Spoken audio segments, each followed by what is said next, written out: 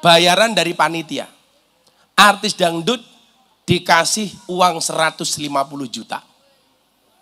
Kiai yang ngaji dibayar 75 juta. Saya ambil, saya kembalikan. Pak pengusaha gak usah dibayar saya. Loh kenapa Gus? Anda itu lucu. Artis dangdut hanya nyanyi 5 lagu. Buka titik, jos. Asolole. 5 lagu, Pak. Pamer bokong, pamer baju seksi. Hati-hati. Kalau mengidolakan Kanjeng Nabi sesuk ning akhirat bareng Kanjeng Nabi. Tapi kalau mengidolakan artis dangdut hati-hati. Di padang mahsyar bakal mendapatkan alamat palsu. Saya besok berangkat haji bersama Raffi Ahmad dan Nagita Slavina. Yang mungkin dulu orang mengatakan, susah nembus artis-artis top di Jakarta.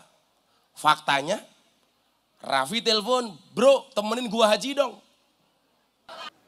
Alhamdulillahirrabbilalamin. Malam hari ini saya bisa sowan. Walaupun keadaan saya masih lemah, karena 2 hari saya sakit. Namun demikian, rasa sakit itu tidak menghentikan semua aktivitas saya. Bulan ini 2 kali saya ngaji di luar negeri, di Singapura dan di Hong Kong. Ada beberapa mu'alaf yang menyatakan masuk Islam melalui saya. Saya berangkat ke Bengkulu, selesai pulang saya jatuh sakit. Tadi saya nanya, malam hari ini pengajian di mana? Di Meranggen. Tempat siapa? Yai Khaironi. Saya ingat-ingat, sopo to cah iki aku. Ternyata saya ingat beliau ini adalah pembimbing skripsi saya di Unisula. Maka saya selalu mengatakan, minimal kalau toh saya sowan dalam keadaan sakit, itu satu-satunya alasan adalah karena saya mencintai guru saya. Minimal pembimbing skripsi saya. Maka saya selalu mengatakan, seseorang yang mencintaimu takkan kehabisan alasan untuk mempertahankanmu. Dan takkan mencari alasan untuk melepaskanmu.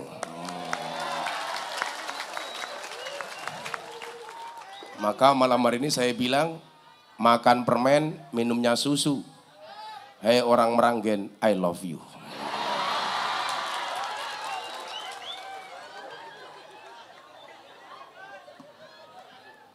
Tapi bohong.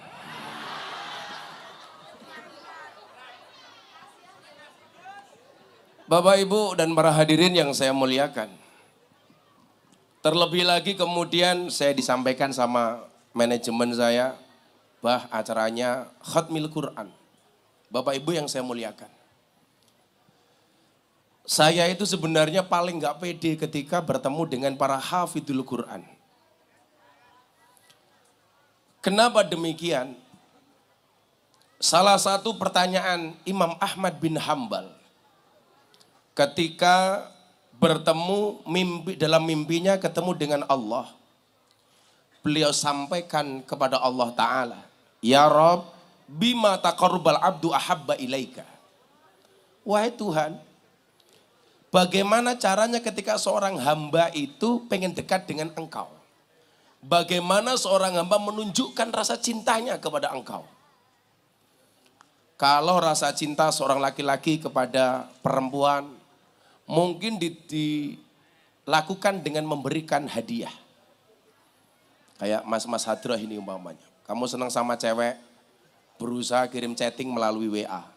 Tapi ingat, dia yang chatting melalui WA akan kalah dengan dia yang menyebut namanya di dalam doa.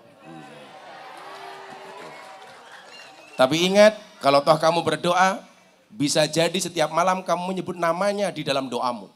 Tapi kamu juga tidak boleh kecewa kalau dia tidak ditakdirkan untukmu.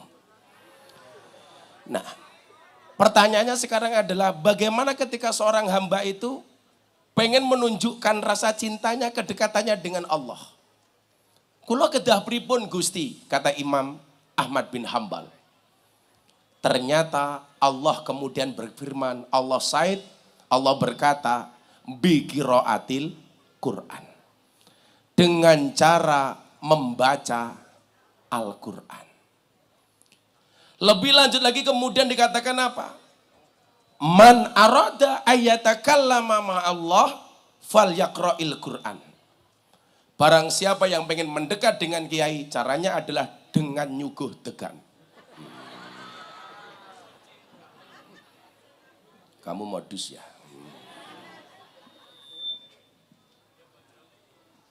Kamu gondrong loh.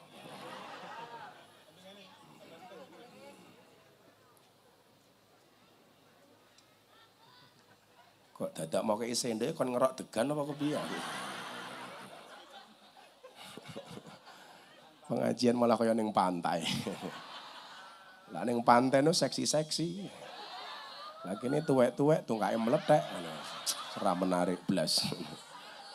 Kaya ndela bajuku rupane padha iki ngopo. Kan aku jadi malu gitu. Cahku iki yo ngopo model-modele aku. Sehati. Kan mereka udah tua. Aku mau munggah panggung iki lah kere. Kaya padha ya ngopo aku.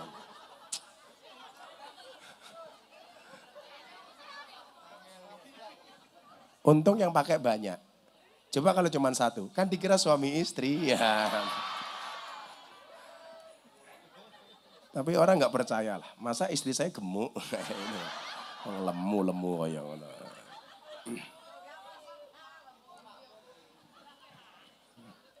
Tapi nggak usah insecure dengan kegemukanmu.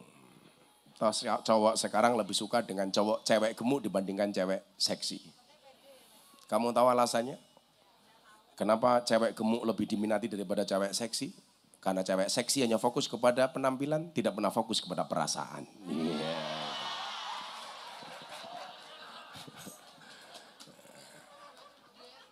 Lagian kalau kamu dibilang, dasar kamu gemuk, santai saja mbak. Sorry, saya gemuk karena makan nasi, bukan makan hati. Iya. Gawe aja mau ngelemu le. Padahal asini ya.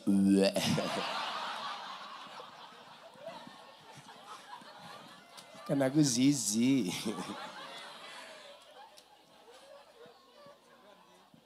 Nah Bapak Ibu yang saya muliakan.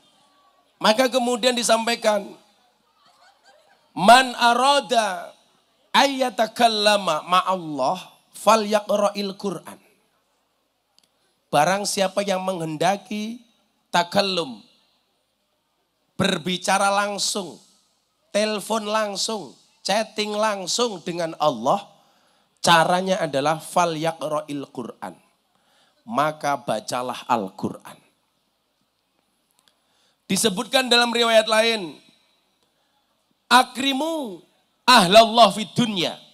Muliakanlah keluarga Allah yang ada di dunia. Ini kalau perintah ini dipahami oleh orang yang tidak ngerti ilmu tafsir, tidak tahu asbabun nuzul dan asbabul wurud, pasti berbahaya. Kok Allah punya keluarga? Ternyata ini adalah cara bagaimana Allah memuliakan kepada hambanya, yang sang hamba ini hafal dengan apa yang menjadi kalam-kalamnya Allah. Atau hafidhul Quran. Maka kemudian dijawab, Kila halillahi ahli fil ard. Apakah bagi Allah itu punya keluarga di muka bumi ini? Kemudian jawabannya adalah, ahlullahumul ladina yaqra'ul Quran. Keluarganya Allah di muka bumi ini adalah orang-orang yang senantiasa membaca Al-Quran. Terkhusus orang yang menghafal Al-Quran. Maka Ibu, inti dari pengajian Khatmul Quran itu sebenarnya apa? Bagi kita yang anaknya belum bisa ngaji, apalagi belum hafal Quran. Ini menjadi spirit, menjadi semangat. Saya nggak perlu ngomong besok hafal Quran ini akan memberikan mahkota kepada bapak ibunya. Akan memberikan syafaat kepada sekian banyak keluarganya. Anda pasti sudah tahu. Yang menjadi problem itu Pak Mukhtar ngapunten ya. Kadang-kadang begini. Orang hafal Quran Tetapi di dunia ma'isyahnya, ini pas-pasan, bahkan cenderung kurang. Ini menjadi problem. Apal Quran tapi uripe ra kepenak. Apal Quran uripe kurang. Sehingga kemudian apa? Pandangan orang awam kepada orang yang hafal Quran ini menyepelekan. Alah, nggih apa hafal Quran?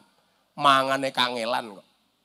Padahal mohon maaf, tolok ukur di dunia itu orang akan dilihat dari ma'isyahnya.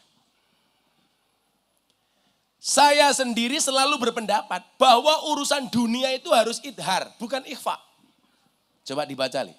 Robbana atina. Pertanyaan saya, cara membacanya fit dunya. Idhar atau ikhfa? Fit dunya. Idhar apa ikhfa? Idhar. Urusan dunia itu harus jelas, Pak. Fit dunya. Membacanya secara idhar. Urusan dunia itu jangan remeng-remeng. Artinya apa? Lak nyileh yo nyileh, utang yo utang, menei yo menei. Bayar yo bayar. Kita kan kadang-kadang leda-lede. Jualan es teh, sing ngombe kancane dhewe. Antara nagih kon bayar karo pekewuh. Nggih napa mboten? Ini kan bedanya tipis, kon bayar kok kancane dhewe, orang bayar aku ki bakul. Gayane pun mboten usah. Koncone minggat padu karo bojone. Wonge ya tekoi. Ya melu guyu gitu loh. Biasanya jilbabnya kuning.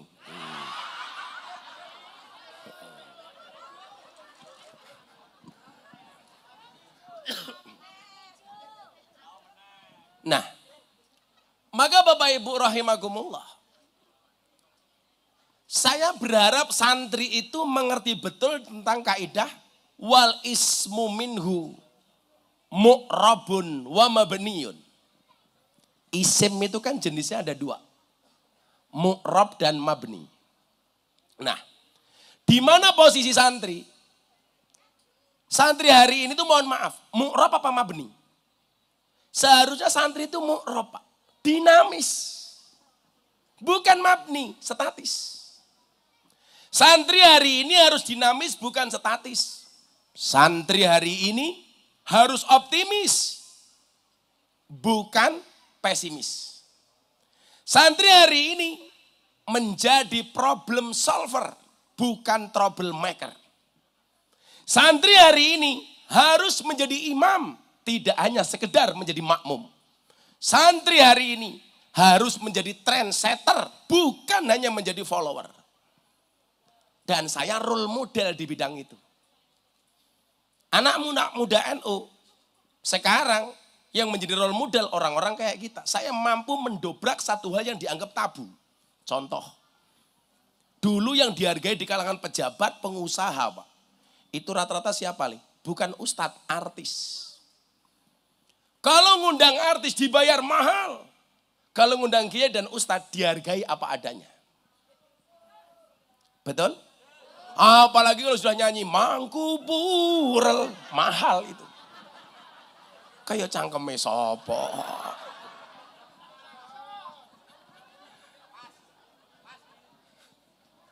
Nah, saya ngomong iki, mergo kula awake kira penak mong denak klinik mawon.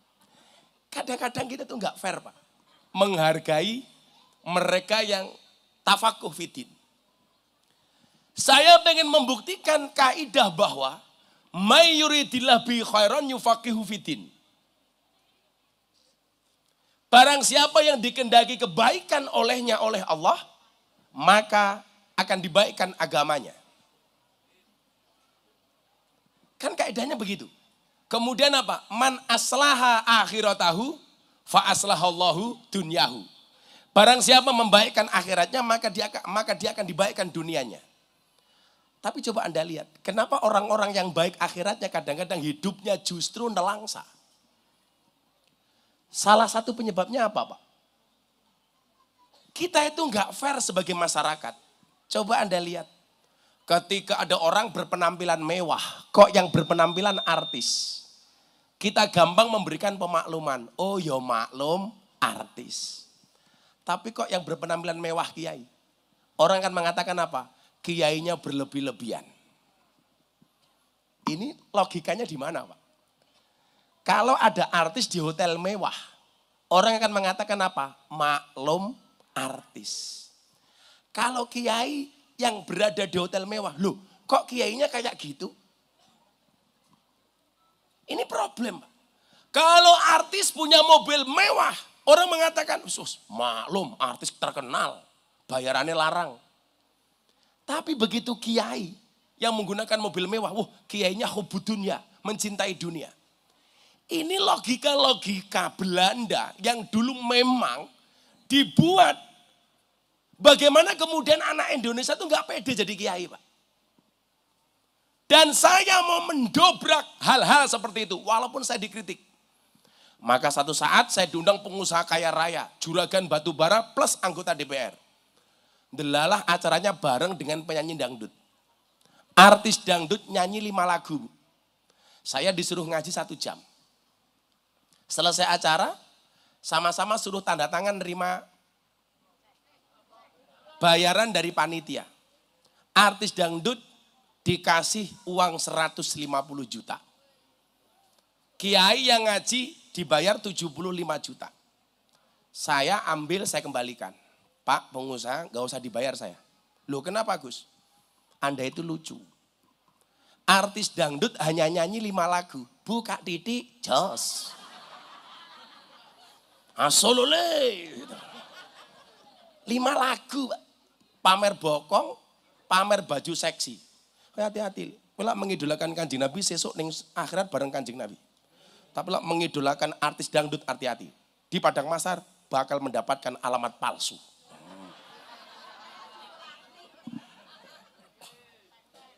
Paling pol mau mangku pural. Yuk lah pural ayu, lah tua-tua ini ki.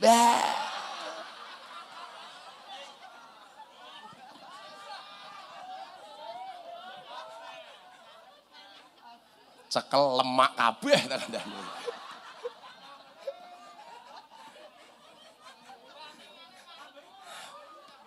Kanda jarene bantingane marem.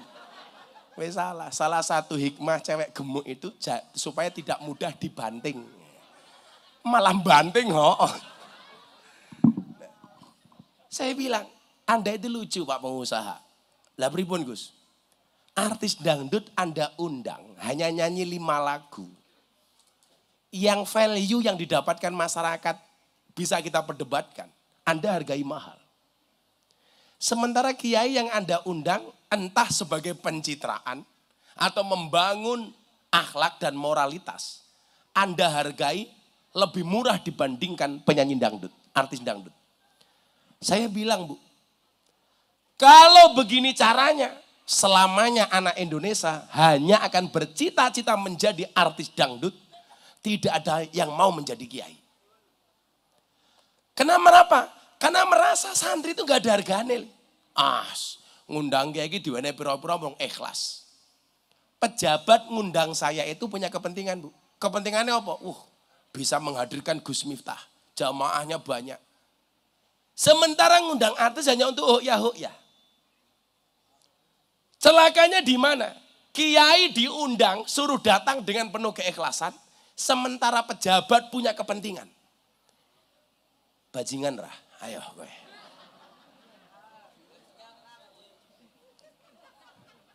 Coba. Saya cerita ini kemudian didengar sama Gus Kausar. Ploso.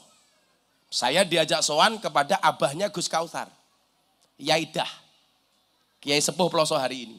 Adiknya Yaidin almarhum. Kemudian Yaidin ini sangat sayang sama saya. Saya diajak sowan. Saya pikir saya mau dimarahi. Wah ini modar ya aku. Diceritakanlah perihal itu Pak Yai Khaironi kepada Yaidah. Abah, piye le? Gus Miftah ini teng kalangan pejabat, pengusaha, teng Jakarta BUMN. Niku kiai larang ra mbah. Miturut Abah pripun? Saya pikir saya mau dimarahi sama Yaidah.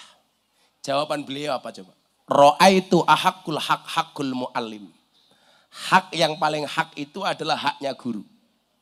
Harus ada anak-anak muda NU yang berani seperti Gus Miftah. Sehingga apa? Santri-santri itu punya harapan. Bahwa jadi kiai itu juga bisa keren. Bahwa jadi kiai itu juga bisa hidup enak. Terpandang. Faktanya kemudian yang terjadi apa? Sekian banyak artis-artis yang kemudian jatuh cinta dengan saya, kemudian ngaji ala NU. Sebelumnya mana Pak? Rata-rata yang berani dan diterima oleh kalangan artis, itu kalangan Salafi Wahabi. Tapi coba Anda hari ini lihat, trennya apa? Artis seneng ngaji sama Kiai NU. Saya besok berangkat haji bersama Raffi Ahmad dan Nagita Slavina. Yang mungkin dulu orang mengatakan, susah nembus artis-artis top di Jakarta. Faktanya, Raffi telepon, bro temenin gua haji dong. Kuilak cangkemmu. Laku ya jual mahal dikit. Emangnya aku cowok apaan?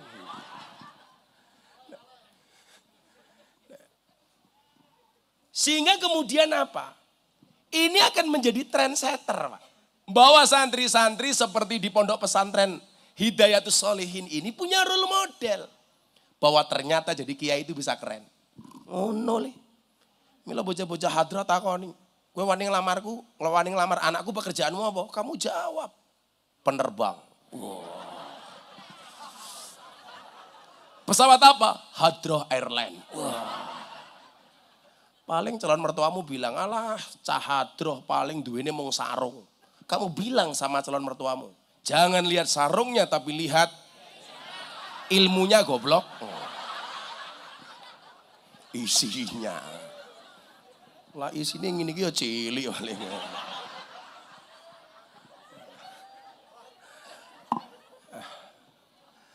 Nah. Ibu Bapak yang saya muliakan, ini yang saya maksud bahwa santri itu harus dinamis, bukan statis. Sekarang Bapak Ibu rahimakumullah, kalau berbicara masalah ikhlas gak ikhlas, kita akan lihat seberapa banyak orang di kalangan pejabat itu yang ngundang saya karena punya kepentingan nih. Saya ini kan kebetulan ditakdir oleh Allah, falikuli syai'in maziyah. Makom saya itu bukan makom orang alim, tapi makomnya artis, selebritis, dan pejabat. Apa? Lah iya kan saya sering masuk acara RCTI itu, setajam silit itu kan.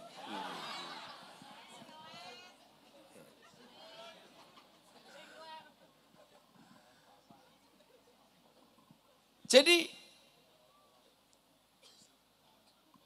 mu'rob itu berarti dinamis.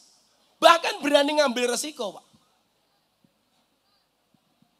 Artinya begini, para santri ya. Anggaplah saya ngandani para santri dirungokke karo wong tuane gitu.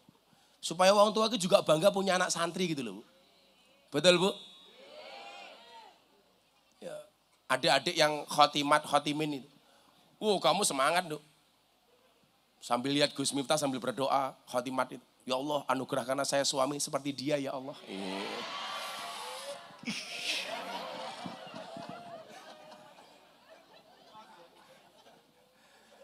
Ya kan, berdoa kan boleh-boleh saja. Iya, berdoa itu seperti orang bersepeda.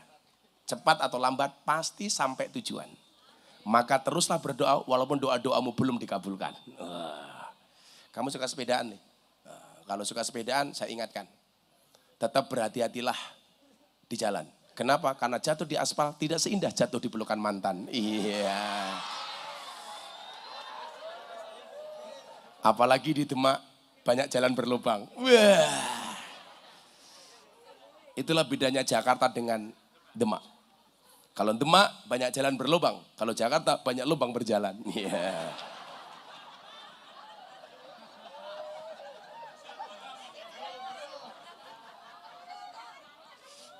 Kamu tahu bedanya mobil baru sama pengantin baru? Bedanya kan satu. Mobil baru ada lubang dihindari. Pengantin baru ada lubang, itulah yang dicari. Iya, kayak gitu. Rabi rong. Oh, urung lah, masa orang ngerti, orang paham ya. Tentang rabi le. Walaupun saya tahu, jomblo itu free. Free hatin.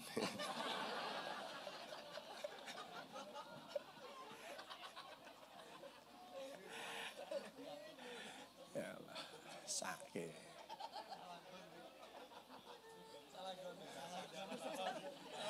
Akan datang satu saat, kamu akan dipertemukan dengan orang yang tepat, yang kedatangannya untuk menetap bukan karena nafsu sesaat. Iya. Siapa? Janda lemu.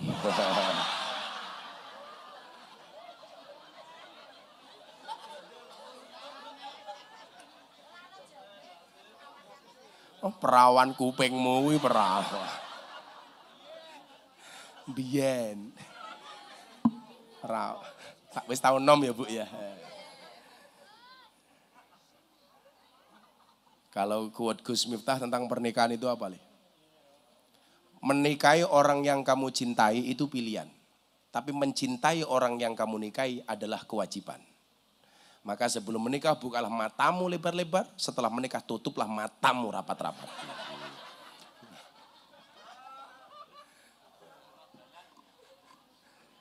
Wong lanangi tenan nih. Sebelum menikah, itu seolah-olah nggak ada perempuan yang mau sama kita. Tapi begitu telah menikah, seolah-olah semua perempuan mau sama kita. Godaane wong lanang ngono kuwi. Nah, mila kenapa Allah takdirkan perempuan itu menjadi manusia yang paling cerewet? Loh, jawabannya jelas, Pak. Wedok cerewet, we lanang jek neko-neko. Apa meneh lak wedok ora cerewet? Gitu loh. Jadi cerewete wong wedok iki ya ono manfaate. Tapi lah sampai kowe ora kuat karo cerewete bojomu, siapkanlah lato-lato di rumahmu.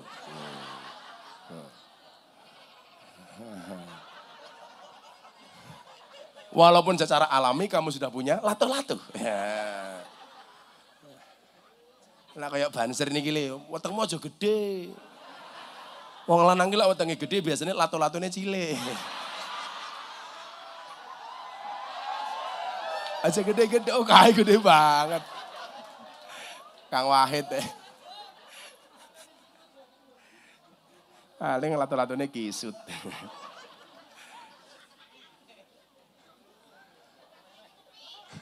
Oh, malah mbok bengok elok, lato-latonya tutupi.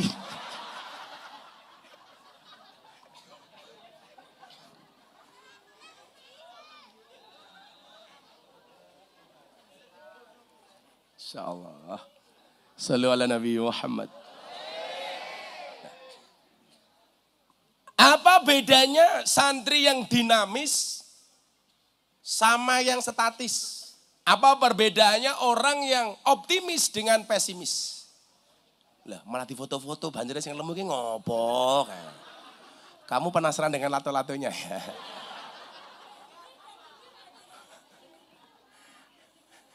Malah difoto setengah badan yang bawah. Ya.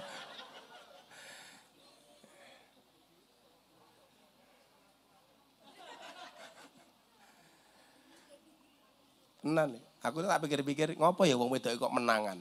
Ya mergo kuwi mau lho. Wong wedok menangan wong lanang jek golek cara. Apa meneh wong wedok kalahan. Maka Allah sengaja takdirkan itu menjadi perempuan yang menjadi makhluk yang unik. Wong wedok karakternya, kalau disakiti nggak pernah lupa. Kalau menyakiti nggak pernah ingat, itulah perempuan. Loh, betul loh badan. Maka sak gagah-gagahi banser wis ning pengajian galake kaya ngopo. Ning omah ketemu bojone kik.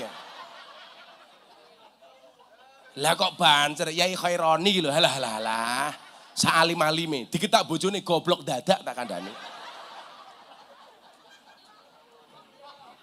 Aku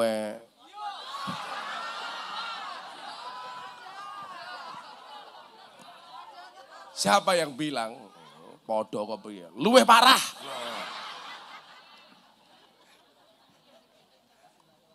Kita sih bukan takut dengan perempuan deh, menghargai perasaan perempuan. Yeah. Itu saja. Lo tenang. Oh sak gagah-gagah banjir lan dalan kaya macan, ning omah kaya kucing tak kandhani. Meong. Tapi saya punya pengalaman, Pak. Punya teman polisi intel. Wah. Lunga ndelalah HP-ne ketinggalan. Buka karo bojone. Penasaran toh. Buka karo bojone. Digoleki foto, kira-kira ana foto cewek seksi apa ora. Ternyata aman. Fotone apik kabeh. Goleki video. Ana video 19 detik apa ora.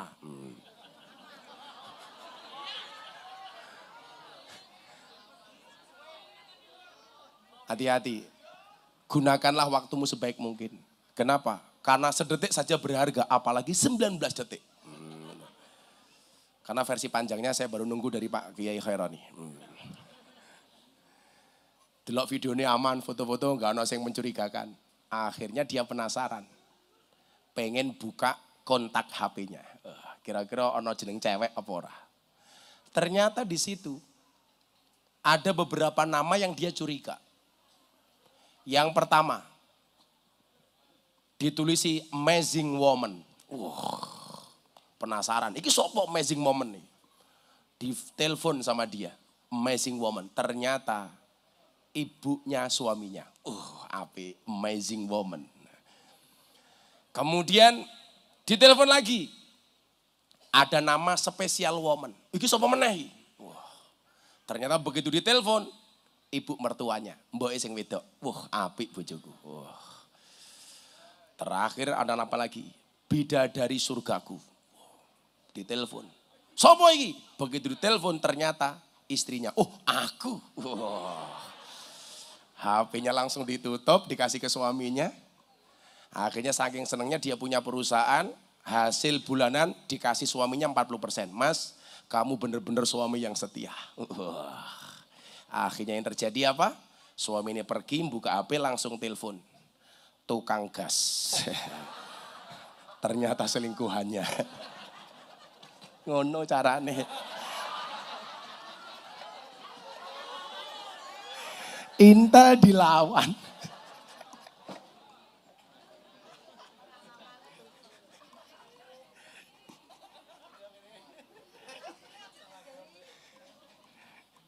Saya Pak Yai. Saya ke Belanda sama teman saya super kaya lah. Gus, saya mau ke toilet dulu. Tolong HP saya dipegang. Oh siap. Begitu dia masuk toilet, HP-nya bunyi incoming call. Security. Wah, saya batin. Mosok kelasnya satpam berani nelpon majikan. Gitu kan. Dia keluar dari WC, saya tanya. Bro, ada telepon. Siapa Gus? Security. Oh satpam.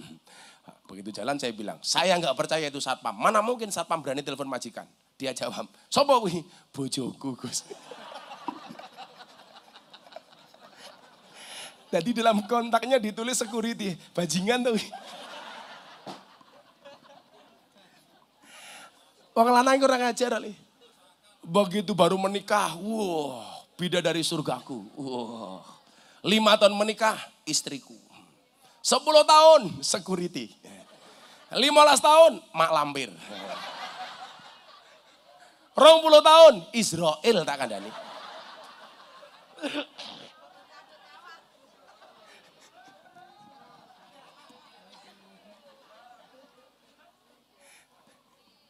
Mila wong wedok iki yo ngerti lho. Wong lanang ki rasa mau remote, rasa mau seneni. Wong lanang kok mau onek-onek, ki rasa mau seneni mati dhewe kok.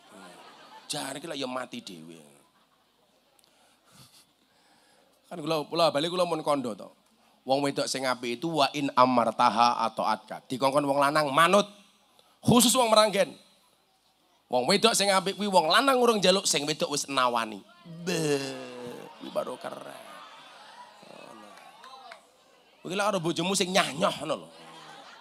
Bojone mlebu kamar nyoh. Ngono baru asik gitu. Calcul nyah-nyoh satset. Las-les ya. Wala malah jelap-jelep barang ki apa iki? Kok malah jelap-jelep ki apa?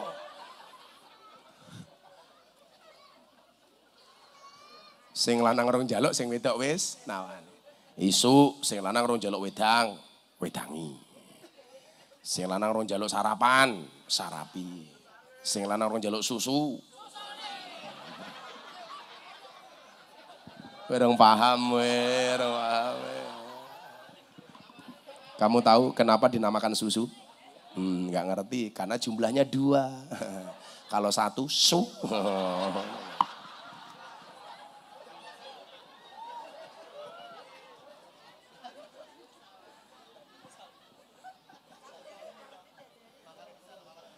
Ada satu tokoh wayang yang seumur hidupnya dia tidak pernah minum susu ibunya. Saya boleh. Oh no, tokoh wayang yang seumur hidupnya dia tidak pernah minum susu ibunya. Buta Cakil. Wah, lah cangkeme ngene. Nyusu mbokne iso remuk susune dadakno. Kok kamu ngebayanginnya enggak sih?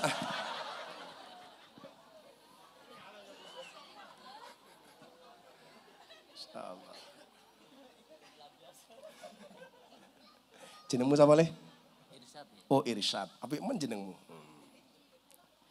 Iya, dadi wong ngerasa ganteng-ganteng. Teorine iki lak wong lanang ganteng biasanya bojone elek. Lho, contohnya anak Nabi Adam kan kawin silang. Lak sing lanang rupane elek, sing wedok ayu. Lak sing lanang ganteng, sing wedok elek. Maka bersyukurlah kamu yang jelek-jelek. Insya Allah sok bojomu remuk. Rasa ganteng-ganteng le. Sekarang cowok good looking itu kalah dengan cowok good rekening. Nah, betul Bu? Ayo, saya kisah mau delok lookingnya apa rekeningnya? Rekening. Cowok jangan bilang berarti cewek matre. Enggak ada istilah cewek matre. Yang ada cowok kere. Karena di balik wajah istri yang glowing itu berangkat dari suami yang gulung koming. Demi good rekening. Oh, duluan, apa mbok-mbokmu sini ngarep iki mau arep ketemu aku jam 10 dandan jam piro? Jam 5 sore tak kandani. Lho, nganti alisnya kaya galengan nih lho ya Allah. Model opo?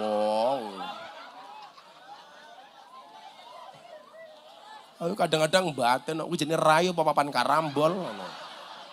Pada-pada udah kebak. Kebak wedak ini. Lelak sing tua-tua ini murah lele, paling udah FIFA nomor 4. Lah kaya sing mbak-mbake berkhataman kayak bes larang. Padiake. Pak Yai Khoren, kita itu bisa membuktikan perempuan itu susah diatur oleh suami, cukup gari alisnya saja. Itu dalil yang membuktikan laki-laki tidak bisa ngatur istri. Lah kepiye lho, jangankan awake dhewe ngatur bojo, aturane Gusti Allah wae dirubah. Dikerok, entek, dilukis dhewe. Goblok banget aku. Apa rumangsane lukisanmu ki luwih apik tinimbang lukisane Gusti Allah to yuyu. Rungokno kupingmu. Kok gething aku.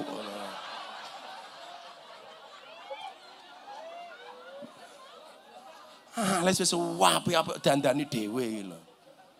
Apa ora rumangsa sak apik-apik lukisanmu jek apik lukisane Gusti Allah.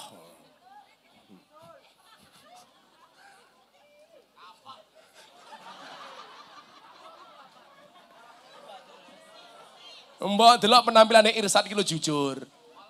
Polos, paling peci siji, baju siji, sarung siji. Malah mungkin enggak sempakan cah iki. Delok Sat.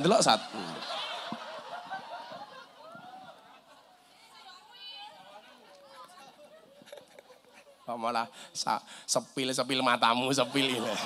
Sepil Sat.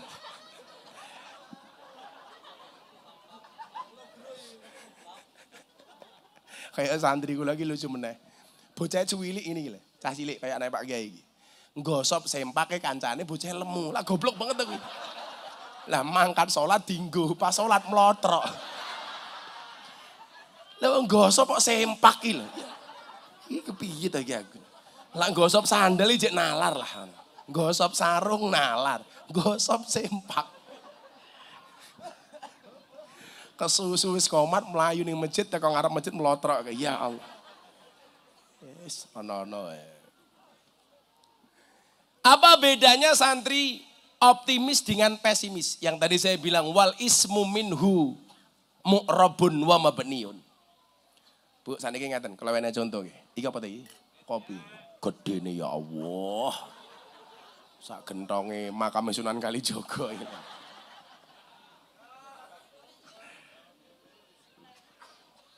Sangit. Ini lho Bu, belajar sama kopi gitu. Tetap menjadi hitam dan pahit. Tidak harus menjadi manis dan putih untuk dicintai. Iya, orang kaya raimu.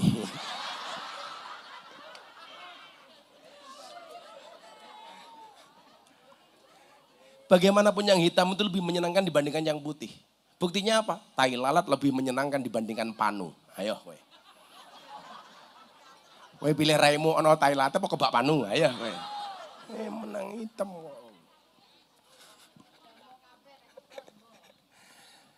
Nah, apa bedanya orang optimis dengan pesimis? Kalau seandainya cangkir ini isinya separuh, biasanya yang keluar, kalimat yang keluar dari mulut kita niku nopo? Masih separuh apa tinggal separuh? Biasanya apa nih? Tinggal separuh. Ada yang jawab tinggal separuh, ada yang jawab masih separuh. Itu kalimat sederhana.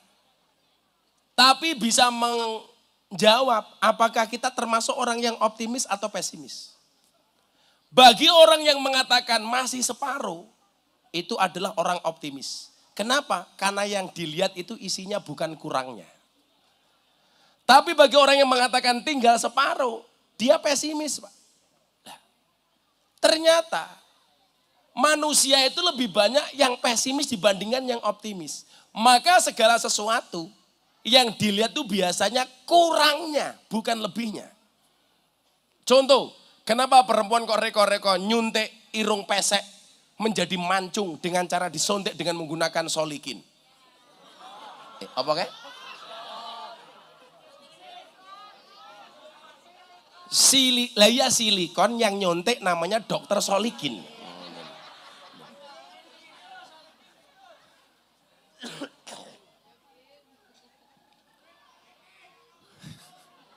Ono solikin tadi.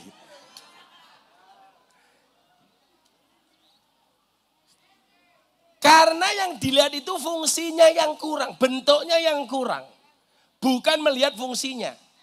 Dia lebih melihat kepada kekurangan dari bentuk fisik dibandingkan dia melihat fungsionalnya. Kudune kira sing delok senajan to pesek, alhamdulillah masih bisa digunakan sebagai alat untuk bernapas. Tapi kan sini delok mboten niku, Bu. Alah irungku pesek isin aku. Reko-reko disuntik. Saya itu punya jamaah di Jogja. Dibawa ke Singapura disuntik. Apa yang terjadi setelah suntik silikon? Seumur hidup pilek ramari-mari. Ayo kowe modar aku ya, ayo kowe. Lah piye-piye ciptaane Gusti Allah kok mau rubah gitu.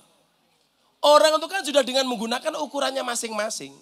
Maka kamu nggak boleh iri dengan temanmu yang mancung umpamanya. Santai saja, Bu. Bukankah kita diingatkan? Ingat, pesek itu adalah mancung yang tertunda. Ayo. Lah wong pesek lama panjang umur toh yu. Wong ambekane ngirit.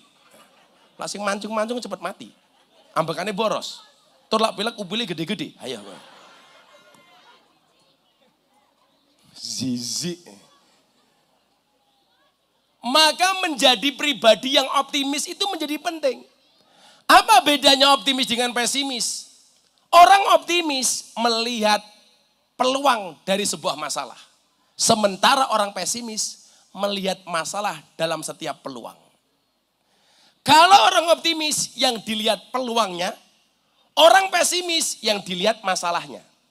Sama-sama kasusnya, dengan kacamata yang berbeda akan melahirkan pandangan yang berbeda. Contoh, awal mula saya bergelut dengan dunia lokalisasi.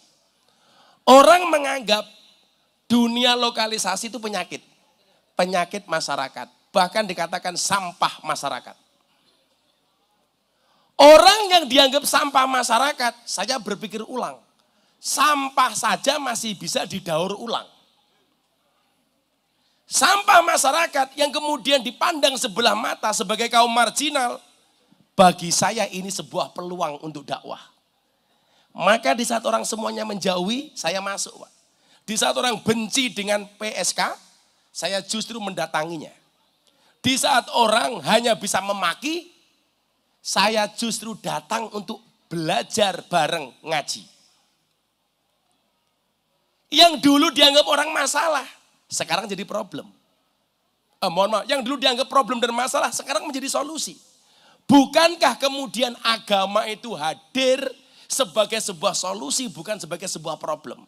Makanya kemarin skripsi saya sama Pak Khairodi ini berbicara tentang apa? Al-Mizah Al-Miftahiyah. Metodologi belajar yang menyenangkan. Bahwa agama itu asik, Bu. Bukan sebagai problem tapi sebagai solusi. Itu yang kemudian menjadi pertanyaan seorang bule cantik dari Australia yang mendatangi saya di Pantai Kute. Saya punya acara di Polda Bali. Selesai saya ke Pantai Kute lah. Senormalnya wong ning Bali pengen jalan-jalan. Ternyata di situ banyak sumur, susu dijemur. Saya lagi duduk menikmati air kelapa muda. Ini mbaknya datang pakai sempak, pakai kotang tok. Langsung saya batin, dek dek dek dek dek dek. Untungnya saya pakai kacamata hitam. Sehingga mata saya mendelik tidak kelihatan. Begitu dia datang dia mengatakan, "Excuse me, are you Gus Miftah?" Ternyata dia tahu saya, ternyata dia follower saya dari Australia. Asik, gitu kan. Sorry, aku terkenal Irsad, sorry. Followermu piro? Telu, followernya telu. Bapaknya mboknya adine.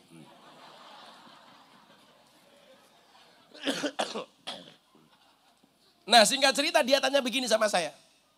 Gus, mau ketemu dia bilang, I want to ask you. Saya pengen bertanya kepada Anda. Kenapa agama itu didesain banyak aturannya? Dia mengatakan apa, Bu? Kenapa agama itu didesain banyak aturannya? Saya kok mikir manusia itu tanpa agama hidupnya lebih nyaman.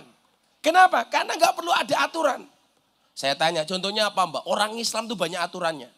Cowok senang sama cewek harus menikah. Beda dengan kami. Kebetulan dia datang dengan pacarnya. Dia kumpul serumah, ke luar negeri bareng, di Australia bareng, tanpa berada pada ikatan yang sah namanya lembaga pernikahan, Pak. Dia cuma pacaran. Kalau istilah orang Meranggen barangkali, kumpul kebo. Maka hati-hati jangan pernah kumpul kebo.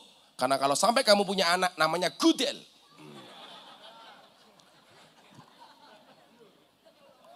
Le, Gus, kalau kamu tak kasih uang ditabung apa dicelengi? Ditabung, jangan dicelengi. Kenapa saya lebih sepakat ditabung? Karena ada bayi tabung, nggak ada bayi celeng. Nah.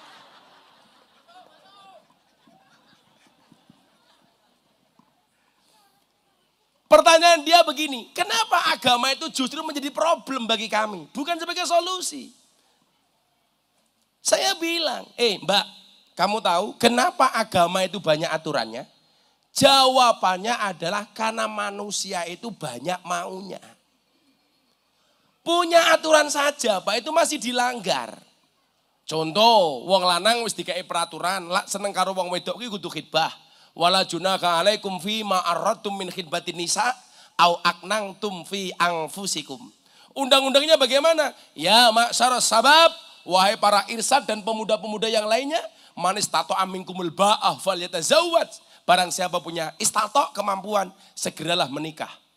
Fa innahu mohon maaf. Fa ilam yastate fa alaihi bisaum. Kalau enggak bisa menikah, kamu puasa saja. Kan begitu. Kenapa disuruh menikah? Fa innahu aghaddu lil basar wa ahsanu lil farji. Tapi undang-undang nikah yang murah tetap saja kita langgar. Lah awakmu hitung cah nom. Piye-piye rabi kuwi luwih murah tinimbang mangku purel. Ning nyatane banyak orang tertarik mangku purel dibandingkan menikah. Bahkan sudah menikah tetap mangku purel. Kok Gus Miftah ngerti? Ngerti wong aku kiyaine purel.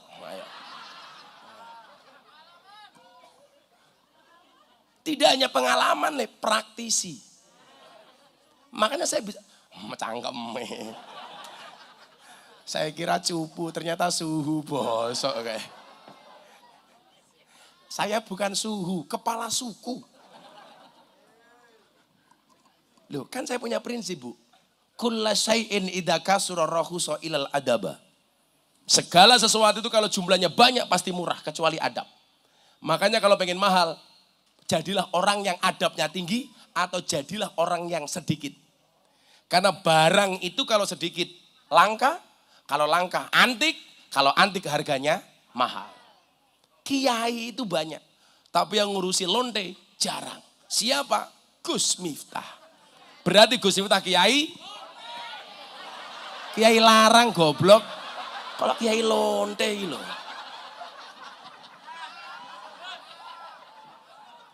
Ini kepiye to wong kene iki?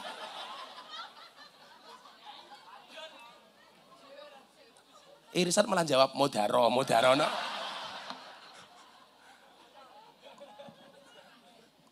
Kiai larang. Maroje iki ini larang ora ning lonte. Lokalisasi yang dianggap problem bagi saya. Ini peluang ngono lho. Contoh hari ini. Media sosial ini bisa kita lihat sebagai sebuah solusi. Juga bisa kita lihat sebagai sebuah problem. Bagi penghafal Quran, anak di pondok, medsos itu problem. Tapi bagi dunia dakwah, medsos ini peluang, Bu. Artinya apa? Bagaimana kita bisa mengamplifikasi kajian-kajian seperti Kiai Khaironi, dakwah-dakwah beliau bisa kita viralkan. Sehingga hari ini pertempurannya itu mohon maaf di wilayah medsos. Bagaimana orang Ahlussunnah kayak kita, itu harus mampu berjaya dengan menggunakan medsos kita. Sehingga saya katakan, kalau dulu zaman Kanjeng Nabi dakwah itu bil lisan, kemudian zaman sahabat bil kolam, zaman Wali Songo seperti Kanjeng Sunan Kalijogo itu bis sakofah dengan budaya.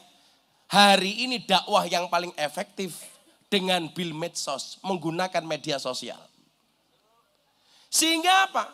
Santri yang baru hatam Quran, Anda nggak punya peluang untuk posting di medsos. Karena Anda mungkin nggak punya medsos untuk menjaga hafalan Quranmu. Tapi kewajibanmu yang non santri, ini hendaknya mengamplifikasi acara seperti ini di medsosmu. Sehingga mohon maaf, kalau orang bilang begini, Gus, kalau kita itu mau beramal soleh, diposting, takut dikira riak. Persoalannya adalah, kalau orang beribadah dan berbuat baik tidak berani posting di media sosial, maka di TikTok yang FYP itu orang-orang yang posting maksiat. Problemnya adalah orang yang posting maksiat bangga dengan kemaksiatannya. Sementara orang yang posting kebaikan takut dibilang riak. Maka saat waktu itu Atta Halilintar, Raffi Ahmad dibully gara-gara posting tentang sedekahnya. Dia tanya sama saya, Gus sebenarnya boleh gak sih kita posting kebaikan? Contoh saya sedekah. Saya bilang boleh. Buktinya apa? Yang namanya sedekah itu boleh billaili wan nahar. Boleh di waktu malam, boleh di waktu siang. Sirra wa alaniyah. Boleh sir sembunyi wa alaniyah atau terang-terangan. Sekarang kalau kemudian kita buka TikTok, Bapak Ibu mohon maaf. Kalau orang baik gak mau posting kebaikan, maka yang terjadi adalah TikTok akan dikuasai oleh ahli kemaksiatan dan keburukan. Betul? Kenapa kita gak berani posting kebaikan kita? Bukankah Imam Al-Ghazali mengatakan apa? Apakah sesuatu yang ditampakkan itu pasti riya? Oh tidak. Selama hatinya hanya berharap kepada Allah. Doktrin itu salah, Bu.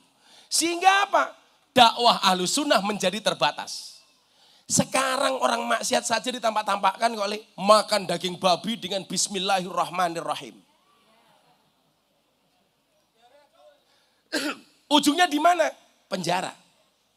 Makanya santri Demak, kalau toh harus viral, virallah dengan prestasi, bukan dengan sensasi. Makanya bocah-bocah YouTuber itu loh, sing matane golek duit saka cangkeme kiai iki lho. Gayane berkah kiai, iki berkah pemaling cangkeme kiai. Selain kowe iki mau YouTube ke, potongan-potongan yang bagus kamu viralkan di Instagram, di TikTok. Sehingga mohon maaf, jangan kalau kita buka TikTok yang viral, yang FYP, justru yang seksi-seksi. Saya pernah Pak Kiai, malam-malam buka TikTok, delalah FYP. Ada perempuan pakai jilbab, bajunya dibuka, direkam. Hai guys, susuku gede guys, gitu.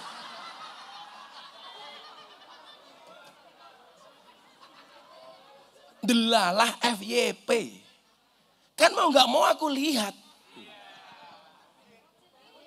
Loh, kan saya tahu undang-undangnya. Ya Ali, la tasbi'in nadroh fa innalakal ula wa laysa lakal akhirah. Wahai Ali, jangan kamu ikuti pandangan pertamamu dengan pandangan keduamu. Yang pertama milikmu, yang lain bukan untukmu. Maka begitu melihat yang seksi, ya sorry. Saya lihatnya cukup sekali, tapi yang lama. Oh, foto iki aku ngono. Cangkem nih. Nadroh itu cuma sekilas. Nadroh set gitu. Memandang lahdotan. Cuman sebentar. Jadi begitu memandang begini langsung dialihkan. Yang repot kalau saya di klub malam, Bu. Di depan ada cewek seksi saya lihat. Langsung saya alihkan set. Ternyata lebih gede lagi gitu loh. Set ono meneh, set ono meneh. Alhamdulillah. Astagfirullah. Arsat, kamu rasa melu-melu. Nggak akan kuat imanmu. Mau Pak Yai Khaironi lo tak ajak. Ning Sunan Kuning umpamane. Dipastikan mau masuk nggak mau keluar. Wow. Karena puskesmas. Pusat kesenangan mas-mas. Supaya bisa karaoke. Kata rock dibuka. Oke. Ayo selawat. Aku tak wedangan dhisik malah ngomong cengengesan bae. Iki jenenge hadir apa iki? Babus sholawat. Ya berarti pintune sholawat. Sesuk Gus Miftah karo Yai Khaironi mlebu surga sing ngancani bocah-bocah babus sholawat. Ning ya kuwi aku karo Yai Khaironi kelon karo bidadari awakmu hadrowan tak ana. Keteplak. Paling irsat takon, enak mboten Yai Khaironi cangkemmu kuwi. Ayo selawatan. Alamatnya anak soleh, Sarah. Wes mau, urung.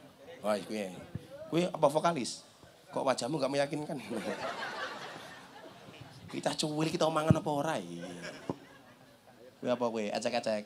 Oh, kuwi alumni lampu merah kata kuwi. Lah iki sapa rupane malah kaya Kipli.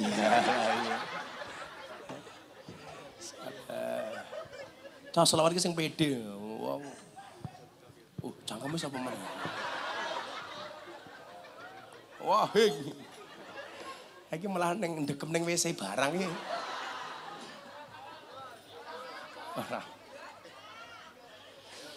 Jadi boleh cah selawat iki kudu pede. Jadi Kanjeng Nabi iki bareng karo malaikat Jibril. Kula iki wingi halal bil halal akbar teng Kanju selawat ngene Abah Lutfi. Sing ngaji kula kali Abah Lutfi. Kula iki bejo banget iki. Rampung ngaji, saya diajak masuk ke kamarnya Abah Lutfi, dibukake tentang Muhammadun Basarun Lakal Bashar. Bla bla bla. Jadi kalau hari ini ada orang berani mengatakan bahwa kemuliaan malaikat Jibril itu di atas Nabi Muhammad SAW, maka dipastikan orang tersebut tidaklah mati kecuali dalam keadaan Nasrani atau Yahudi. Lah yang menjadi pertanyaan saya begini Pak Yai Khaironi kalau ngomong bahasa ini. Lah malaikat Jibril kepada Kanjeng Nabi Muhammad itu sing bener matur apa dawuh? Ini lah ngomong Jawa lagi. Karena sama-sama bahasanya ketika ketemu dengan subjek yang berbeda maka akan melahirkan makna yang berbeda. Contoh, sama-sama kola. Ketika setelah kola Allah, maka kola di situ artinya apa? Bukan Allah berkata, Allah berfirman. Ketika disambung dengan kola Rasulullah atau kola Nabi, maka menjadi Nabi bersabda.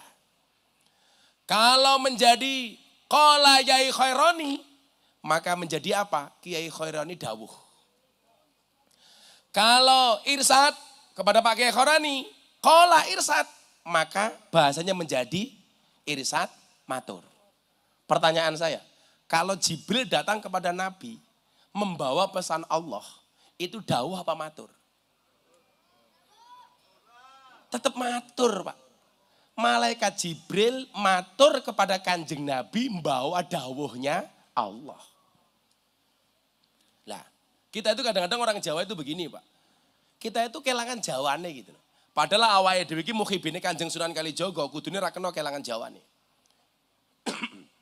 Saya ada banser datang ke pondok saya, bodo-bodo. Ngene iki.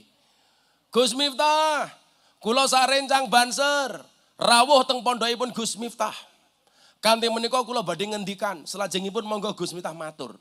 Jaki goblok men ta aku. Sing bener niku lak kula niku sowan apa kula rawuh? Kula sowan. Lah Pak Yai Khaironi tindak teng pondok jenengan, jangan katakan Pak Yai Khaironi sowan ke pondok ke rumah saya, salah.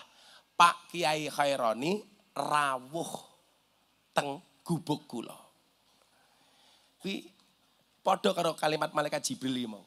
Maka orang yang mengatakan kalau malaikat Jibril itu dawuh kepada Kanjeng Nabi, berarti seolah-olah Anda mengatakan Jibril itu lebih mulia dibandingkan Kanjeng Nabi. Sing bener malaikat Jibril matur marang Kanjeng Nabi beto dawuhe Gusti Allah. Jadi namanya dawuh itu dari atasan kepada orang yang di bawahnya. Suami kepada istri itu dawuh, istri kepada suami matur. Bu, jenengan teng dalam niku kalau bojone basa napa mboten? Serangira rupa-rupa kaya ngene iki serang. Jenengan bodho wingi karo bojone salaman apa sungkeman? Emong salaman ra mungkin sungkeman. Alah, rampung salat Id bojone goleki, "Pak, kosong-kosong ya, Pak." Model apa we? Sungkemane sing lanang dilungguhke sing gawagak ngoten iki sing wedok laku dodok. Kaya bojo kula. Bojo kula nak sungkem 30 menit nganti nangis-nangis. Tak takoni, "Ngopo kowe nangis? Kelingan dosa?" "Mboten, Mbah." "Lah ngopo nangis?" "Sikil kula jenengan pidak." Oh lah. Matane aku. Di bojo kon sungkem so. Kawula matur dumateng asranipun panjenengan Bapak, mbok menawi kala gadah kalepatan sak lima saking ucapan sak langkah saking tindak tanduk kawula banyu sak cawuk lemah sak ceruk godhong sak suwek kayu sak coklek. Kawula nyuwun agung isih samudra pangaksami Bapak niku jenenge matur. Kosong-kosong. Wong lanang yang jawab sing kepenak, kadang-kadang sing wedok matur apik. Kawula ngaturaken sugeng riyadi mbok menawi kala gadah kalepatan saking mas saking ucapan sak langkah saking tindak tanduk kawula banyu sak cawuk lemah sak ceruk godhong sak suwek kayu sak coklek. Kawula nyuwun agung samudra pangaksami Bapak. Sing lanang jawabane apa? Ya padha-padha. Cangkeme. Oh kudune dijawab sing kepenak. Iya Bune, aku wong lanang oke salahe, awakmu wong wedok sing gedhe pangapurane, cah cilik oke sangune, sing gedhe kapan rabine. Ngono ya Sat.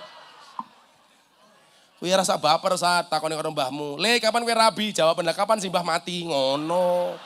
Repot men. Lah wong jodoh karo aja lak kabeh urusane Gusti Allah. Ngopo wong ora cerewet. Ayo alamat anak soleh. Dicekel mikmu. Nyekel mik piye? Oh, Cik Perjaka tadi. Lah ibu-ibu ki lak serondo kaya kuwi nyekel mik ngene iki. Lah santri putri ngene iki. Aku Zizi. Apik. Sing pede. Kowe ndelok apa kuwi ngene iki? HP-ne keras enggak ayah. Iki santri mriki kabeh? Mboten. Cangkeme sapa kowe? Ya ki paske aku le ora mau nggo dhewe ngono kuwi sing sumuk aku goblok. Aduk rene, kowe minggato rene lho. Malah mau nggo dhewe. Oh, aku ngerti ngopo cah iki cilik. Gegeden kipas. Nah. Ya Allah. Jenengannya sumuk ta yu? Kowe ngene-ngene. Sumuk. Pengajian paling nyantai sedunia Pak Kiai. Lungguh ngarep dhewe tungkae selonjor iki ya. Yu.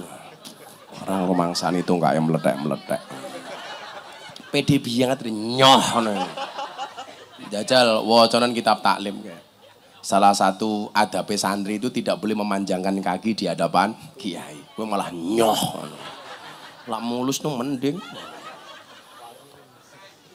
Buah belimbing, buah pisang, raine glowing, kakinya belang-belang. Mulus matamu. Katanya mbokne irsat yang ngeyelan. Atore kan PD iki. Atore kan PD. PD. Iki mau. Napa asam urat yo? Kula tambani. Nggih asam urat niku obate cukup gula batu. Gulane diwenehke asame, watune nggih nutuki urate niku iso.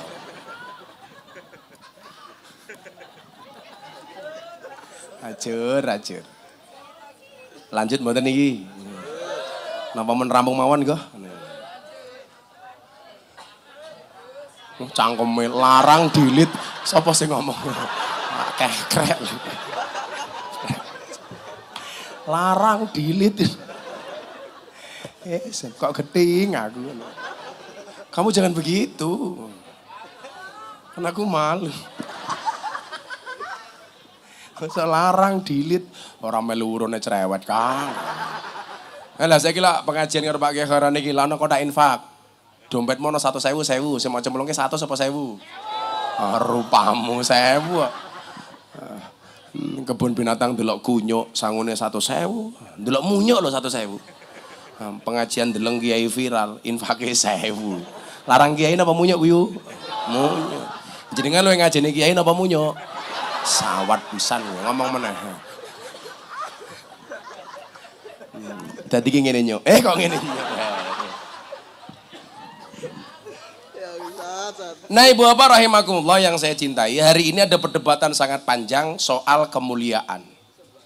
Bagaimana hari ini kita dipertontonkan di media sosial antara kelompok habaib dengan oknum kelompok habaib dengan oknum beberapa kiai.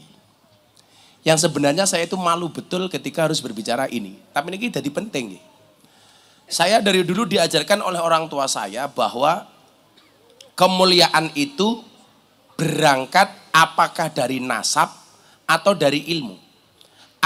Padahal kita sering diingatkan juga as-sorofu bil adabi labin nasabi. Kemuliaan itu dengan adab bukan karena nasab. Tapi teng Indonesia niku berbicara nasab itu seolah-olah penting banget gitu loh. Sehingga orang-orang yang kemudian tidak punya nasab yang dianggap baik ini malu untuk membicarakan orang tuanya. Kemuliaan seseorang itu pada akhirnya bukan diukur dari nasabnya. Bukankah kita diingatkan?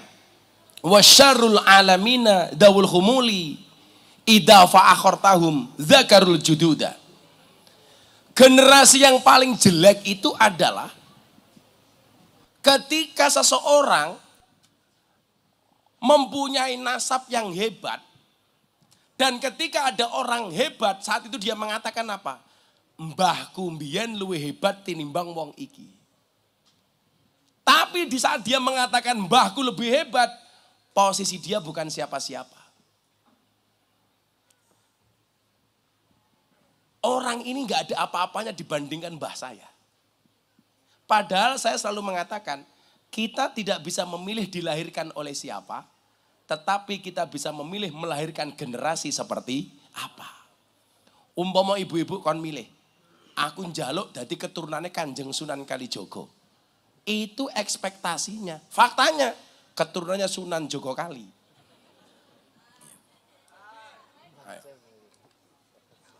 Lah karepe ngono pengen dadi keturunannya wali. Tapi kan kita nggak boleh milih, Pak. Fungsi kita tahu nasab itu hanya untuk apa sih sebenarnya? A'rifu angsabakum tasilu arhamakum. Ketahuilah nasabmu untuk menyambung silaturahmi di antara kamu. Lah, kita jangan terjebak kepada perdebatan ini. Bahwa zuriyahnya Kanjeng Nabi itu wajib dihormati, iya. Walaupun kemudian yang menjadi perdebatan adalah apakah habaib itu benar zuriyahnya Kanjeng Nabi atau tidak. Karena istilah habaib paling populer hanya ada di Yaman dan di Indonesia. Kalau di Arab, Bu, itu nggak ada istilah itu di Arab Saudi. Mereka malah bencinya minta ampun dengan kalangan habaib. Mereka menganggap keturunan Kanjeng Nabi itu bukan habaib, tetapi sayyid dan syarif atau perempuan syarifah. Nah, kula niku dadi kelingan nggih. Maksud kula mungkin begini, walaupun Anda hanya anak seorang petani, bapakmu dudu kiai, tapi tetap kamu harus pede menatap masa depan kamu. Umpamanya saat bapakmu ra kiai, ora apa-apa li. Kudu matik dadi kiai dhewe li. Aku mbiyen dipek mantu karo kiai gede tak tolak, Bu. Isin aku. Ana kiai top Pak Kiai Kharani, mara teng kula. Gus, gelem ra tak pek mantu. Langsung kula mbatin. Iki lek aku ngomong orang mesti tersinggung. Kula matur, kula tak istikharah riyin. Makanya bocah-bocah hadrah lak duwe pilihan, kowe istikharah. A apa B? Istikharah. Tapi ingat, sebelum kamu istikharah, yakinkan dua-duanya mau sama kamu. Yang menjadi problem wis istikharah ora ana sing gelem merongos ya tak kandhane. Istikharah kok ora ana sing gelem. Akhirnya gue nangis. Kupinang engkau dengan Allahumma barik lana fima razaqtana wa qina adzabannar. Kenapa? Karena aku sadar diri hanya akan menjadi tamu undangan di hari pernikahanmu. Iya, rasa ngono. Kula ditolak cintamu ngomong karo Kiai Kharoni, pakai quote-nya Gus Miftah. Jika surat Yusufku tidak mampu meluluhkan hatimu, izinkan kulantunkan surat Yasin sebagai penutup kisah hidupmu. Kagak.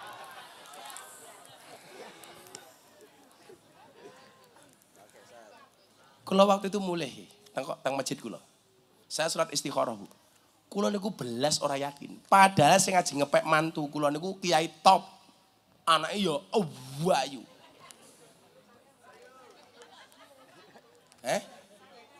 Oh saking ayu nih, wayu. Padha karo iki saking lemu nih, lewem ngono.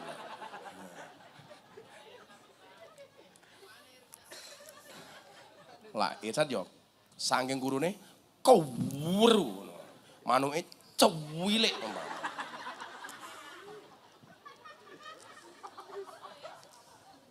Mila wong Jawa ki lak tembak-tembakan mati dhisik le. Tak tembak lho kowe. Ah wis kadung dor mati sana. Suwen. Tembak kesuwen. Tak kuwampleng lah. Lak corong batak plok wis rampung. Nah, akhirnya hasil istikharah saya mengatakan apa, Pak? Kan disebutkan makhoba manis takhara wala nadima manis tasara. Tidak akan menyesal orang-orang yang beristikharah dan tidak akan merugi orang-orang yang istikharah dan tidak akan menyesal orang-orang yang bermusyawarah. Kula musyawarah karo Gusti Allah. Saya memutuskan apa? Saya tidak mau menerima pinangan anaknya kiai besar. Dadi mantune. Pikiran saya apa, Bu? Lah kula dadi mantune kiai gede. Ndelalah Allah takdirkan saya menjadi orang besar, maka orang akan mengatakan apa? Ya lumrah Miftah kae dadi kiai gede, wong duwe maratuwa gede. Umpama kula reso gede, orang akan menghina saya. Alah gobloke Miftah, duwe maratuwa gede kok mantune ora iso gede. Padahal saya punya keyakinan, innal fata mayaquluha anadza, laisal fata mayaqulu kana abi. Pemuda itu yang mengatakan ini lo saya, bukan ini lo bapak saya, bukan ini lo mertua saya. Jadilah awak mau dikonco wong tapi rasa gaya, aku ki nganu lho, wingi cedak banget karo Gus Miftah lho. Aku pengajian lungguh dengan dingin, rasa gaya saat rasa gaya. Tunjukkan kamu besok lebih hebat daripada Gus Miftah, ngono saat. Besok pengajian di Demak, pengajian akan disampaikan oleh almarhum Irsad, umpaman, Al-Mukarram kok almarhum. Waktu itu dengar kula napa ya Kharoni. Ya Allah ya Rabb, kula pengen golek maratuwa sing biasa-biasa mawon. Bila perlu gampang tak apusi. Kabul tak kandhani. Maratuwaku biasa-biasa wae. Sehingga umpama saniki kula dianggap wong gede, saya enggak punya beban mental dengan mertua saya. Saya enggak punya beban. Bapak saya bilang, "Kowe mulane Lampung li, bla bla bla bla." Mboten Pak, kula mboten bakal nampa warisan saka jenengan. Soalnya apa? Njen ra ono sing diwarisi. Loh, lah ngomong mbah iki lah kula ngomong mbah. Kula tetep apal kok. Kula niku tasik mungkin urutane ijik mambun Demak. Miftah Maulana Habibur Rahman, di Bapak Kiai Muhammad Muradin, di Bapak Muhammad Boniran, Muhammad Usman, Jalal Ilman, Karyonawi, Madarum, Kiai Ilyas Muhammad Besari. Makame teng Ponorogo, nomor 9. Mbah kula niku kaya 7 turunan. Ning kula nomor 9. Dadi wis entek-entek kandhane. Serauman.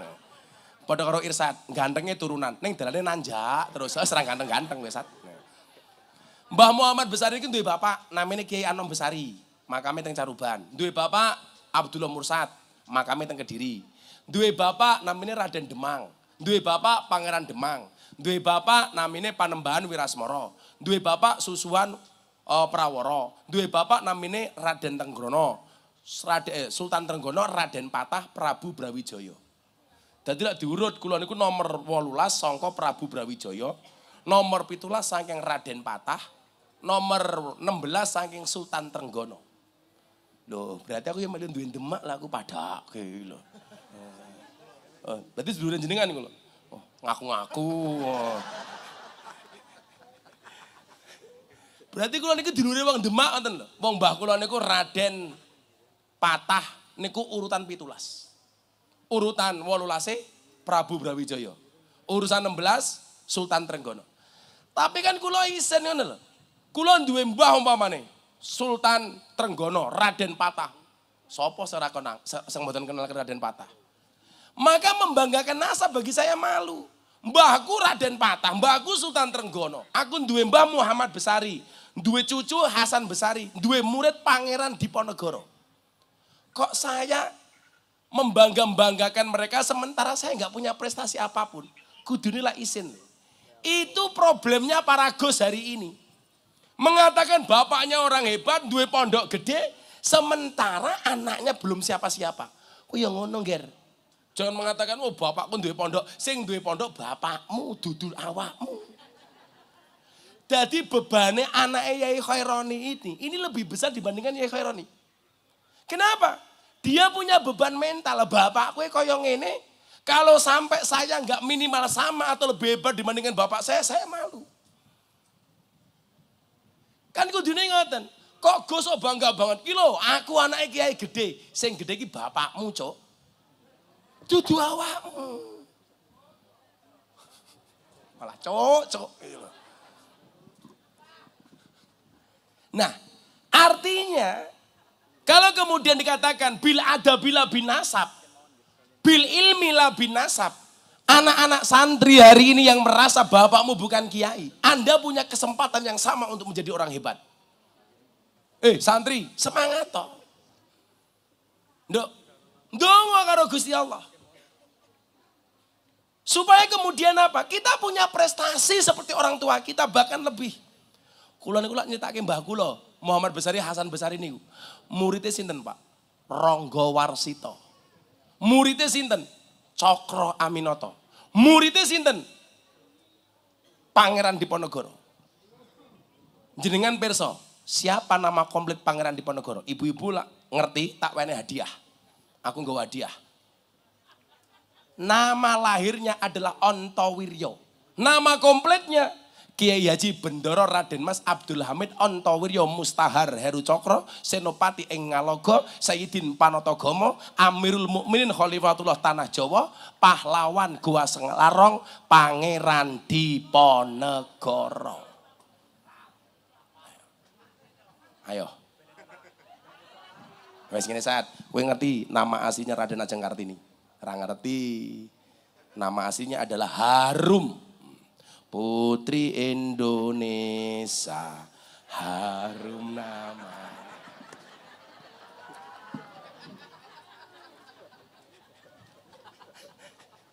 Merongos gue. Nah, langkah kita untuk menjadi orang hebat, bukankah kita diingatkan idza sadaqal asmu wa du'as sabil. Kalau niatnya baik pasti ada jalan. Kalau bahasanya cah kampus apa? Where there is will, there is way. Di mana ada kemauan, pasti ada jalan. Kalau bahasa saya tidak. Where there is will, there are ways. Jalannya ini banyak. Milo lawan wong top, santri tak kandani le. Lakukan 3 hal. Niteni, neroke, nambahi. Kalau bahasanya Pak dosen Pak Khaironi, ATM. Amati, tiru, modifikasi. Kalau bahasa saya niteni, neroke, nambahi. Kok kayak dadi wong top carane kepiye? Lah kula ngene iki wau. Selalu mengambil jalan yang orang lain tidak ambil. Wong wedi ceramah ning gereja, kula malah ceramah ning gereja. Konsekuensinya saya dibully. Tapi orang lupa dari saya ceramah di gereja banyak orang masuk Islam gara-gara saya. Kula ceramah ning gereja tahun 2021 ning Jakarta. Sing masuk Islam wong pinten? Lebih dari 20 orang. Dari Amerika, dari Belanda dan lain sebagainya. Sampai hari ini sudah 250 orang masuk Islam melalui Gus Miftah. Kula wingi teng Hong Kong wong 3, teng Taiwan wong 5. Loh. Problemnya adalah Gus kula mboten alim. Kalau dikatakan alim dari sekian banyak kiai NU sing paling goblok niku Miftah. Tapi saya tahu bagaimana kemudian memaksimalkan potensi yang ada. Kalau bahasanya Mbah Dim, guru kula saking Kendal, almarhum almafur Mbah Dim Mati Rois, Buya Dim, dia mengatakan apa beliau? Miftah itu gambaran dari qalilum minal yakin, khairum min kasiri minal ilmi wal amal. Mungkin ilmunya titik, tapi hasilnya maksimal. Sementara hari ini banyak yang orang ilmunya banyak, tapi hasilnya minimal. Aku sing goblok li, iso Islam ke wong 250 kok. Mosok awakmu sing alim ra iso. Kalau orang ini mengatakan apa? Gus Miftah cuman menang viral. Loh, nyatane dapurmu pengen viral, yura viral-viral. Gimana nih? Apa viral itu bisa didesain? Oh enggak bisa Pak. Kalau viral itu bisa didesain, mohon maaf. Harusnya orang yang punya uang itu viral. Calon-calon presiden memviralkan dirinya sendiri. Nyatane pasang balio sak nggon-nggon, yo ora viral kok. Lah Allah ra ngersake. Wa makaru wa makarallah wallahu khairul makirin. Gobloknya enggak ya? Tak jawab, oh aku goblok tapi payu. Daripada kowe pinter cangkemmu ra payu. Jadilah kurang alim santai wae. Memaksimalkan apapun yang Allah titipkan kepadamu. Ibu-ibu nggih ngoten. Problemnya adalah begitu anak rampung metu saka pondok, kok delalah anakmu nganggur. Sing biasane protes ki cangkeme wong tuwa. Anak mulai saka pondok, Kang. Anake ra duwe pekerjaan kok nganggur. Ibuke mulai ngomyang. Biasane bajune ijo jilbabe ya kuning. Kowe ki rampung mondok le. Cilik tak gedheke, goblok tak pinterke. Rampung mondok kok nganggur. Gek kowe kapan balas budi wong tuamu? Ini kalimat yang menyesatkan bagi anak. Hak Anda apa minta balas budi dari anak? Bukankah orang tua itu kewajibannya nyekolahke anak? Anak kewajibannya belajar, guru kewajibannya mulang. Soal besok dia besarnya jadi apa? Kuwi mboten tanggung jawabe anak, mboten tanggung jawabe guru, mboten tanggung jawabe pondok. Tetapi urusannya Gusti Allah. Kok iso-isone wong tua nuntut? Sesuk kowe balas budi karo ibumu kapan? Umpama kula dadi anake kula jawab, "Gek ngopo jenengan njaluk balas budi kalih kula? Wong kula mbiyen yo ora njaluk dilairke kok. Jenengan mbiyen gawe karo bapak, aku yo ora ngrasake kepenak. Ngincenge ora kok." Ngono lah aku jawabnya. Kok iso-isone njaluk balas budi karo aku?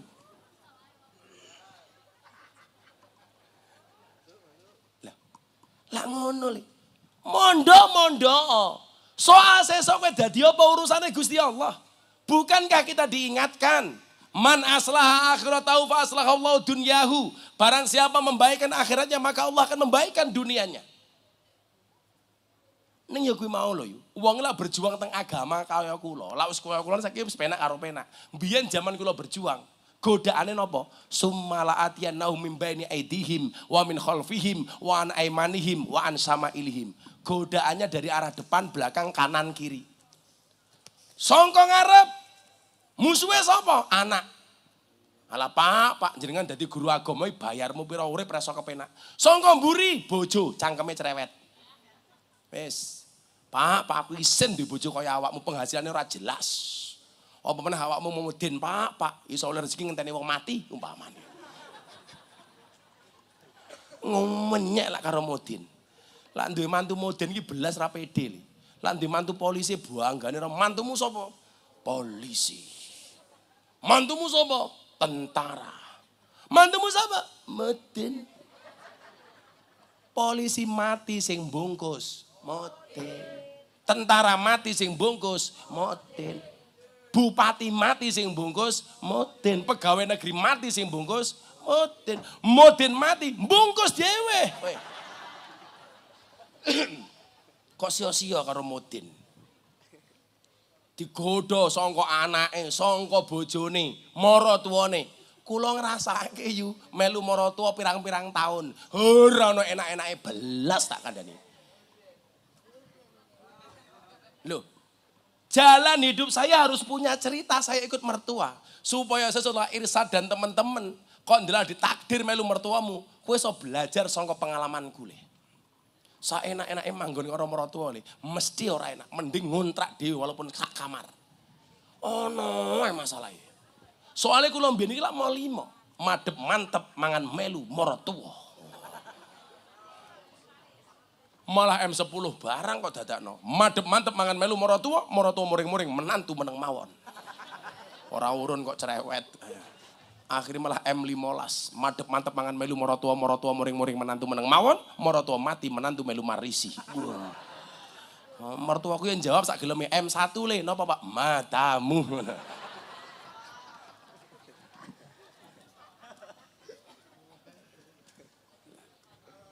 Tapi gini wau adik-adik santri ya, bahwa sukses itu melalui banyak proses, bukan melalui banyak protes. Makanya kalau ada orang sukses, yang kamu lihat adalah bukan kesuksesannya, tapi prosesnya. Setelah wong kaya kula niku prosesnya panjang. Wong kula ngaji teng lokalisasi tahun 2000 viral baru 2018. Setelah 18 tahun kula nyawang pupu baru viral. Asbab virale nyawang pupu. Pupune sapa? Ora wong purel. Ya lonte barang kok. Untung aku kuat. Umpama sing ditakdir Kiai Mukhtar bahaya. Malah mau nyekel jenggot, ya Allah, ya Allah. Apik men bubune ya Allah.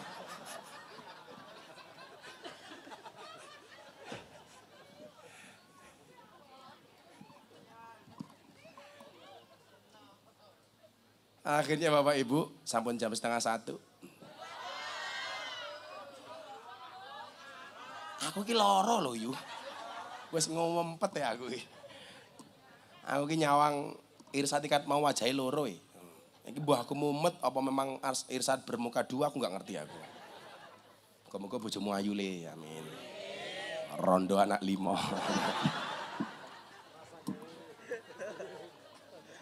Loh, kula rabi karo rondo nyenengke le. Gak ada malam pertama, adanya malam terusan. Mak keloni jawab wis tahu.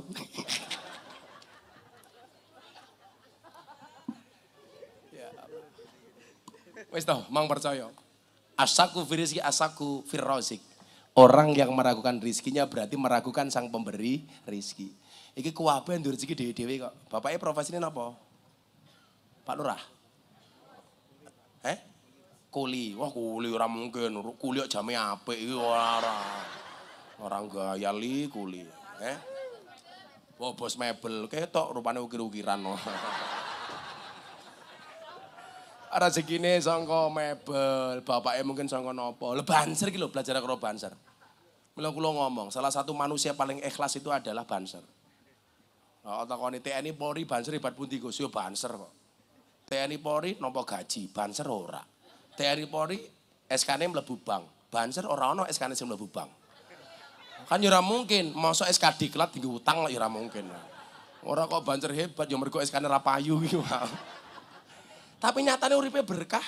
Duwe anak papat, yo alhamdulillah iso mondok kabeh. Nggih napa mboten? Ya nyatanya yo urip. Padahal nggih nyuwun sewu, pendidikan dhewe tuku seragam yo mbayar dhewe. Mangkat pengajian dhisik dhewe mulih kari dhewe salah-salah dikeplaki karo komandane. Panitiane lali rokoke. Ngono kuwi yo ono. Jawab bener. Orang dirokoki kok bener iki. Ngomongnya Yai Khaironi. Orang itu top, sudah mulai mengurangi rokok jamaahnya.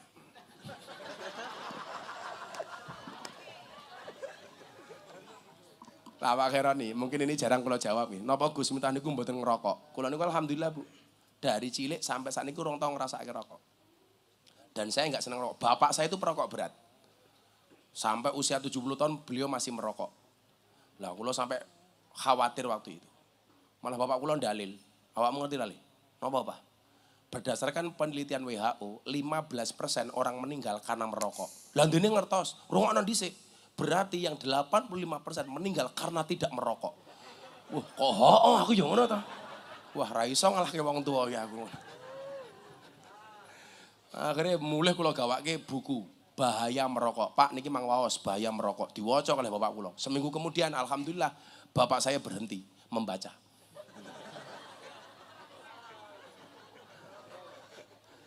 Suwang lah kon ngerokok nih. Alhamdulillah kula ora ngerokok. Lah, ternyata saya ngajari mboten ngerokok nggih bapak kula. Dadi mbiyen niku Pak Yakharani kula mulih keng pondok. Bapak kula ngomong ngeten, "Le aku ngerti kowe seneng ceramah." Nggih, Mbah. Pripun? Aku kondo yo. Kowe salat dadi kiai penceramah, aja ngerokok. Lho, bapak mau ngerokok kula mboten angsal. Rungokno dhisik. Mumpung kowe rung kadung. Maksudnya pripun? Al alimu idza tama'a la yaqulul haq. Wong alim ki lak toma. Kuwi ora bakal iso ngomong hak.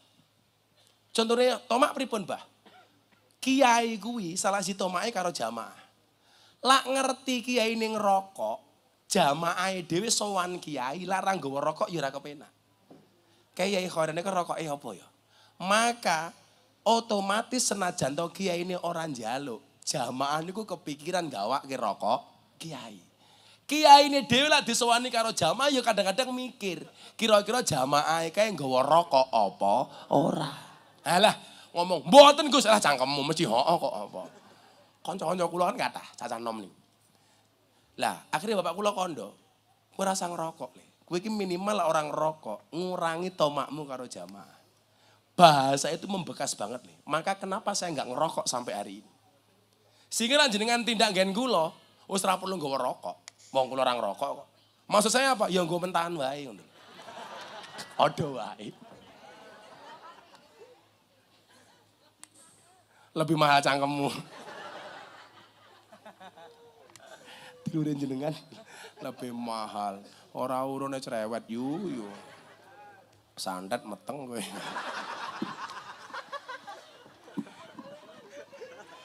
Ila santri-santri mriki nggih sing dereng kebacut ngerokok, tak kandhani rasa ngerokok. Ora lak mati. Ndene aku ora ngerokok ya biasa-biasa mawon. Bu, lang golek mantu seneng sing ngerokok napa mboten? Mboten, Gus Miftah. Bagaimana jantungnya saja dijaga apalagi anakmu. Iya, ngono sat. Lah Irsat yang ngerokok ketok cangkeme ireng ngono. Ora orang ngerokok le. Wes calon mantu yang baik. Mudah-mudahan jadi menantunya Mak Lampir ya le ya. Akhirnya Bapak Ibu yang saya muliakan, bersyukurlah anak-anak kula panjenengan sami sakit khatam Al-Quran, mudah-mudahan menjadi orang yang sangat dekat dengan Allah. Sehingga bisa memberikan syafaat kepada kita orang tuanya. Amin Allahumma amin. Orang sah mikir seseorang segini kepiye. Allah memberikan hidup berarti Allah memberikan kehidupan. Gak mungkin Allah memberikan nyawa, tidak memberikan alat untuk nyambung nyawa. Tidak mungkin Allah memberikan hidup tanpa memberikan alat untuk hidup. Jangan sampai kita kalah karo entung. Entung niku nang jero godhong gedang ora tau dibuka. Begitu dibuka lemu, padahal entong niku ora tau nyambut gawe, entong niku ora tau macul, ora dodolan mebel. Ning nyatane entong lemu. Ngene mboten? Ora ana critane entong kok stroke, ora ana critane. Anda tahu kenapa stroke itu penyakit apa? Stroke itu penyakit yang diakibatkan gara-gara adanya ketidakseimbangan antara stroke gaji dan stroke belanja. Masa awake dhewe kalah karo cecak. Lagune cah cilik niku sing paling kula senengi mung siji, cicak di dinding diam-diam merayap, datang seekor nyamuk, hap lalu ditangkap. Awake dhewe duwe sikil loro, duwe tangan loro, duwe pikiran alumni pondok pesantren kok kalah karo cecak. Cecak kira iso mabur merayap di dinding. Rezekinya ditakdirkan oleh Allah bisa terbang. Wujudnya napa? Nyamuk. Kuwi umpama kudu protes, cecak iki protes. Jenengan mboten adil Gusti. Kula ora iso mabur, napa rezeki kula mabur? Ternyata mekanisme keadilan Allah berlaku. Pertanyaannya, cecak yang mendatangi nyamuk, napa nyamuk yang mendatangi cecak? Nyamuk yang mendatangi cecak, datang seekor nyamuk, hap. Bagaimana cara cecak mendapatkan nyamuk? Ternyata nyamuk Sherlock. Cecak aku ning kene, hap, lalu ditangkap. Mangan cuk, kandhani kok. Masa kita kalah karo cecak.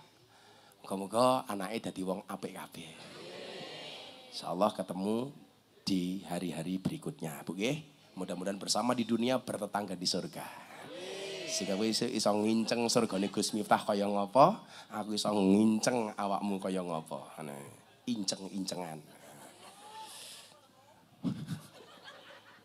Ala hadini al-Fatihah. Alhamdulillah.